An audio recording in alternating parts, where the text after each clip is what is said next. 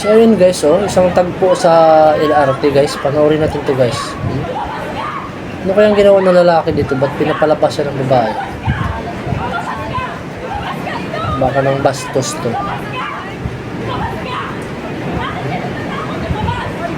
Nahatak siya ng babae palabas. Pinapalabas talaga siya. Oh. Daming tao sa LRT dito eh. Isang tagpo sa LRT. Ayan. Lumabas ka, lumabas ka. Ano ko yung ginawa nitong pumag na to?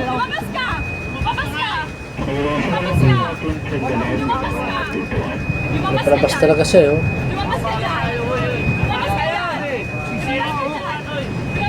Yan.